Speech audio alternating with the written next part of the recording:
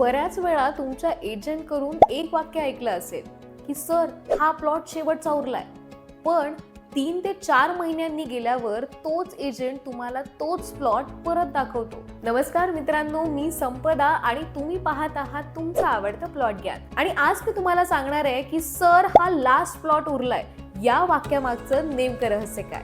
तर मित्रांनो, आपण जेव्हा प्लॉट पाहायला जातो तेव्हा एजंट कडून एक फेमस डायलॉग ऐकतो, तो म्हणजे सर तुम्हाला आजच डिसिजन घ्यावा लागेल, हा शेवटचा प्लॉट उरलाय, उद्या याचे रेट्स वाढणार आहेत आणि आमच्याकडे दुसरा क्लायंट सुद्धा आहे. आणि या सगळ्यामुळे आपण काय करतो तर स्ट्रेस मध्ये जातो. चला तर मग सगळ्यात आधी पाहूया की ही नेमकी टेक्निक आहे तरी काय.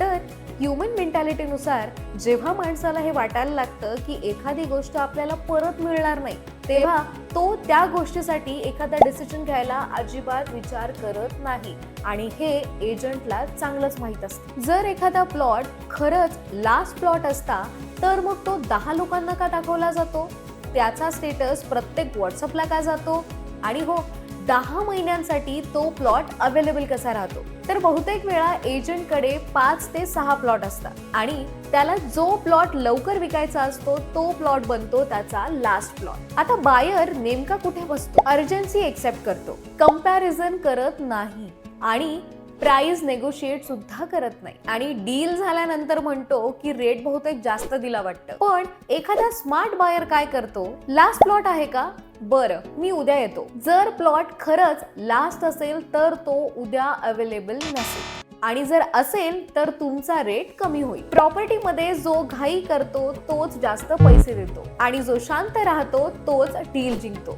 जर तुम्हाला सुद्धा तुमच्या एजंटनी लास्ट प्लॉट उरलाय असं वाक्य म्हणाला असेल तर तुमचा एक्सपिरियन्स आम्हाला कमेंटमध्ये नक्की सांगा. व्हिडिओ आवडला असेल तर व्हिडिओला लाईक करा, शेअर करा आणि अशाच नवनवीन व्हिडिओसाठी प्लॉट ज्ञानला सबस्क्राईब करायला अजिबात विसरू नका. भेटूया एका नव्या व्हिडिओ सोबत.